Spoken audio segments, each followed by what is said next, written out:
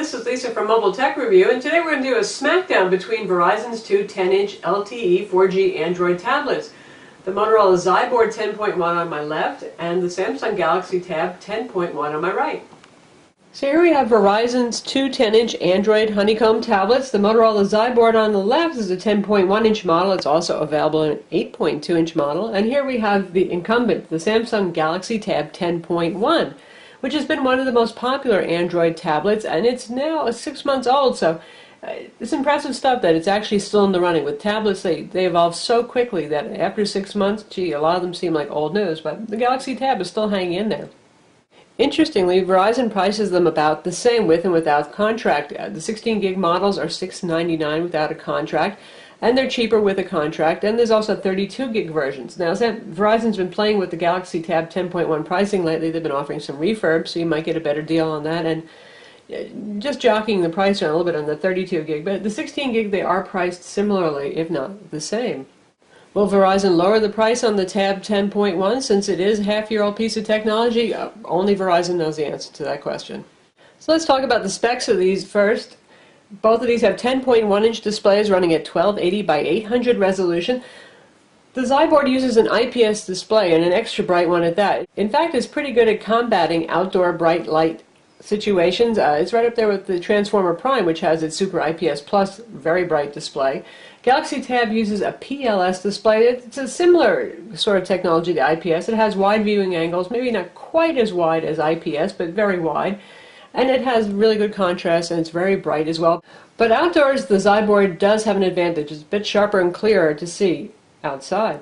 Since the Galaxy Tab 10.1 is basically one of the first generation round of Android honeycomb tablets, it runs on the ubiquitous 1 GHz dual-core NVIDIA Tegra 2 CPU, whereas the XYBoard, being a newer product, has a 1.2 GHz dual-core TI OMAP CPU, which seems very ice cream sandwich friendly. That's Android OS 4.0.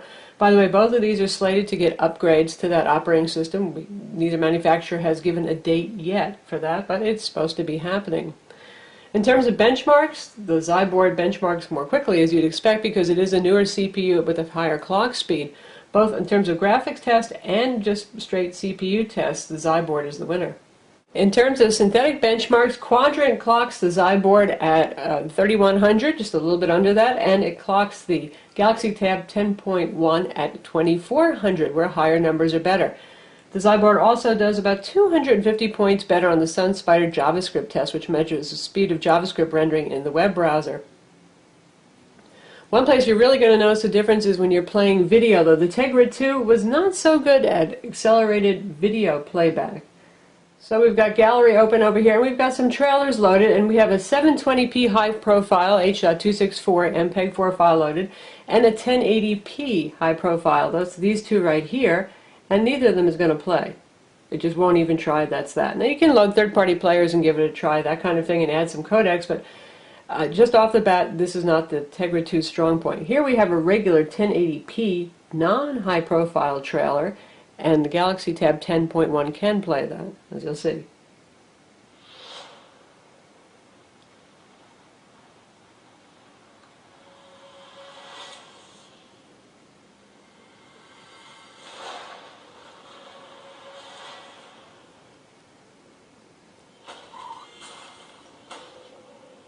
So that works just fine. Here we have a whole lot of 1080p high profile, and we've got one to show you right now. I'll just use the built-in video player.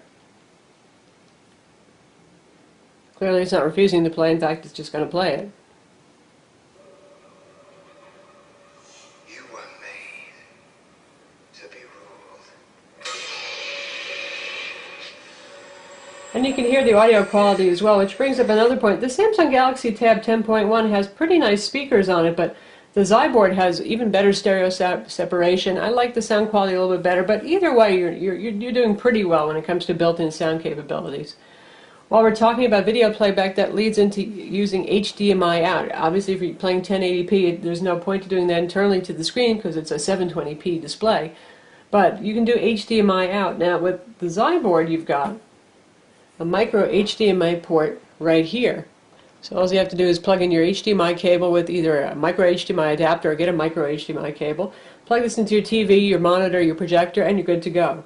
Samsung pretty much, they like to avoid all ports, and they're kind of copying the iPad 2 there, and there is no HDMI port here. What you can do is buy an adapter for around $20 or $30 that will convert this dock connector into an HDMI output if you want to do output to your TV or monitor. While we're taking a look around the devices, we compare. Size-wise, the footprint is just about identical, other than this one has cut-off corners, so if you lay them right on top of each other, you'll just see the little ears showing on this. I call that the same. They're both very thin, and they weigh about the same. They're both about 1.33 pounds, and they're also both about 1/3 of an inch. Samsung does a more gradual taper, so the edge itself looks thinner, but where it widens out at the back, they are the same.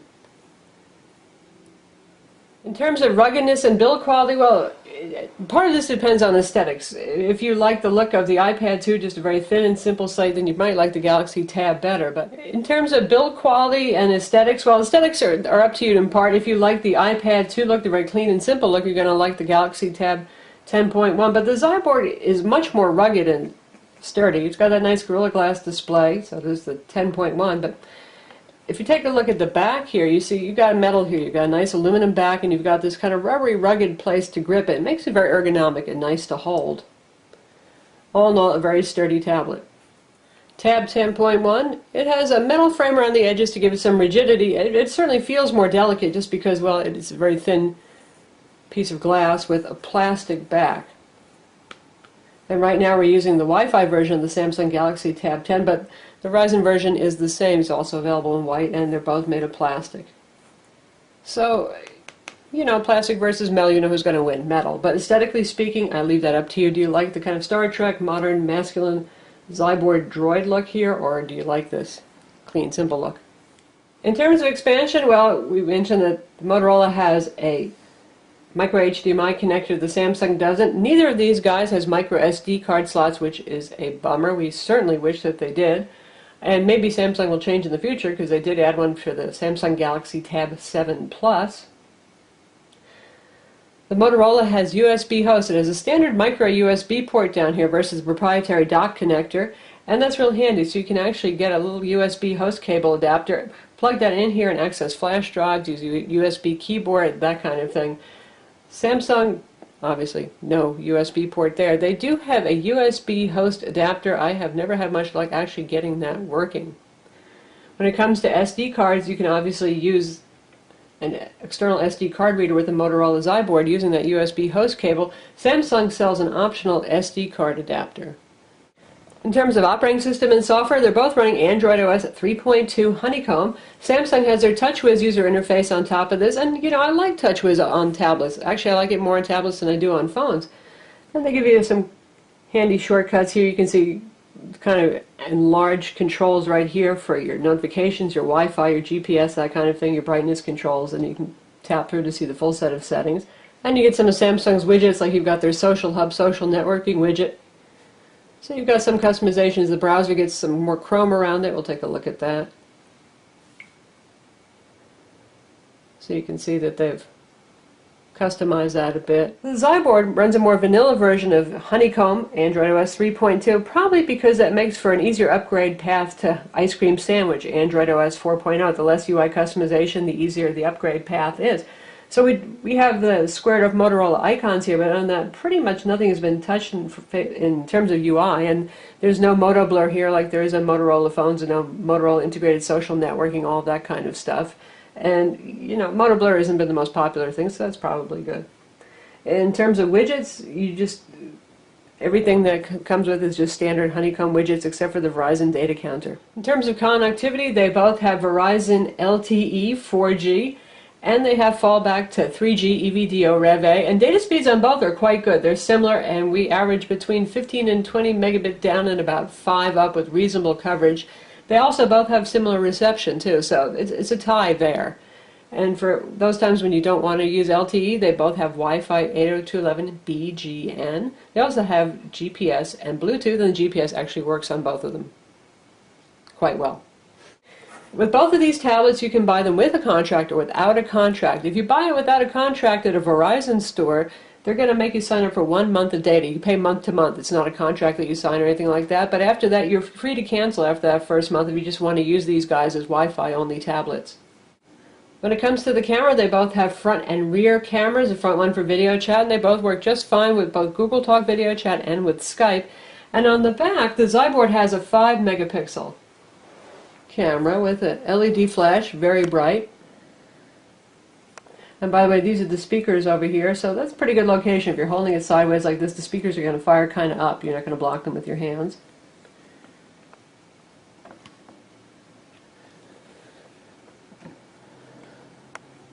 The Samsung has a 3 megapixel camera with an LED flash. And while we're talking about speakers, there's one speaker hole here, and there's another on this side. Also good because you tend to hold it lower down when you're holding it so that it fires out the sides.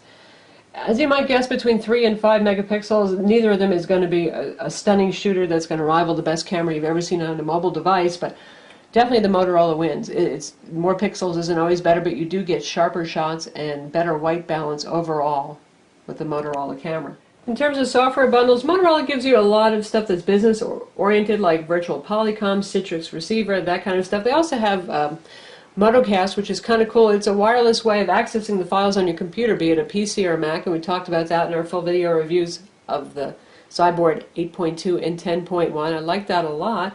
And it also uses Motocast USB for USB cable file transfer. You could use Verizon's VCast Media Manager as well if you wish to do that.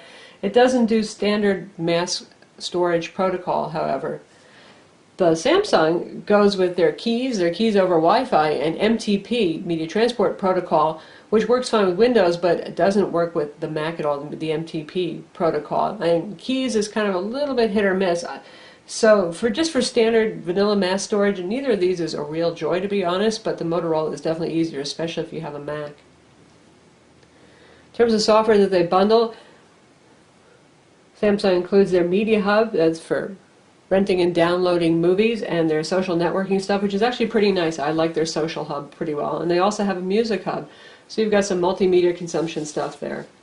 For multimedia stuff, Motorola includes a Slingbox player, which of course if you have a Slingbox is handy, otherwise not so much. And you got Video Surf on there, and that's about it. There's no added music or video store. You can use Google, however, to buy music and to download videos. Both of these work with Netflix and come with Netflix preloaded. They both play just fine. And now for the special sauce section, as I like to call it. Pretty much a Galaxy Tab, like all the first-gen Android tablets with a few exceptions, is just a tablet. It accesses the internet. You can use Office. By the way, there's an Office suite included with the Motorola. There is not with the Galaxy Tab 10.1, but you can purchase and download one for around $15. But it is what it is. Now, some of the recent tablets we've seen, the second-gen offerings, add things like this digital pen, which is really cool. This works with the XYBoard 10.1, and it comes with the XYBoard 10.1. Not with the 8.2, doesn't work with it, because this is an active dual entry digitizer, and that means this is not a capacitive stylus, it's an actually much more precise active pen. So we can use it with the Floating Notes app here. And you can make notes to self, draw diagrams, all that kind of stuff, sketch if you like. Pretty handy stuff for those of you who like take notes in meetings or in class.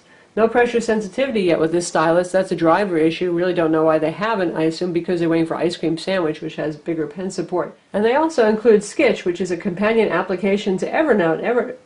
Evernote is a real popular cloud note syncing and much more. You can save web pages, do all sorts of kind of things, open up documents. And the pen works absolutely wonderfully with Sketch here. Now, if you try to do that kind of thing, especially if you start doing a lot of flowing lines with a capacitive stylus, you start trying to draw, you see a lot of skipping. So there's definitely an advantage to having this active pen. So if you're the kind of person who likes to take notes or draw, strong advantage. If you don't care about those things, well, obviously not so much. The other neat thing, and this is something that Samsung's included on their Tab 7 Plus, not offered by Verizon, their 7-inch tablet, but it is included on this, is an AV remote with an IR blaster right here. Both the 8.2 and the 10.1 Droid XYBoard have this feature. It's on the short end on the 8.2 and it's right over here on the 10.1. And this works with the included app Digit to control all your home AV gear stuff. Here you can see you've got the dual UI here, and again this is covering our full review of the XYBoard 10.1 and 8.2. And you've got all your AV gear right here, and you can switch between all the kinds of things, receiver, Blu-ray player, all that kind of stuff, and you can even switch between rooms if you have gear in 2 different rooms. And here we've got our TV show listings. So say there's something interesting, you can get a full description of it, and if you hit the watch button, it'll control your cable box and switch to that channel for you. Kind of sweet, nice value added, and pretty much typical of what we're seeing in some of the second generation higher-end Android tablets adding features like this. In terms of gaming, they're both capable. The NVIDIA Tegra 2 CPU used in this was very good for gaming, and NVIDIA, in fact, got the Tegra Zone going, which was a bunch of games that were optimized for the Tegra CPU. Well, a bunch might be an exaggeration, but we're talking about 10 or so apps. Some of those actually will play on non-Tegra tablets like the XYBoard and the Transformer Prime as well. But there are optimizations in place for the Tegra 2, so there's a chance that you might see more textures or more effects on a Tegra 2 tablet if you're playing one of those Tegra Zone games. In terms of overall horsepower and even graphics horsepower, really the XYBoard with its newer generation TI OMAP dual-core 1.2 GHz CPU does have an advantage for gaming, but again, no slouch here with the Galaxy Tab 10.1. When it comes to battery life, both of these guys are similar, and it depends if you're using LTE or Wi-Fi. LTE actually generally consumes more power than Wi-Fi, go figure, but on average 8 hours for both of these tablets, so it's pretty much a draw there. So that's our Smackdown of the 2 10-inch Android tablets available now in Verizon Wireless. You can get them with or without a contract if you want. They're both expensive, but they're both nice hardware. Now, I think you can tell, obviously, the XYBoard 10.1 pulls ahead, and even the 8.2 in terms of features and speed and newness. Well, it is 6 months newer, and while they're priced about the same, for sure, I would really recommend the XYBoard over the Galaxy Tab 10.1 based on the number of features that it adds and the speed improvements that it has and the nice, rugged, durable build. But if Verizon does drop the price of the Galaxy Tab 10.1 by $100 or so, well then, it starts to get more interesting there, especially if you're budget conscious. There's definitely a lot of appeal. It's still a very thin tablet with a very colorful display. Samsung, they always do a very nice job of boosting the colors, and there are 3 levels of color boost you can use on the Samsung. They're both very thin tablets, they're both light tablets, and they're both attractive tablets in different ways. Don't forget to watch our full video reviews of both of these tablets. I'm Lisa from Mobile Tech Review, and don't forget to subscribe to our YouTube channel too.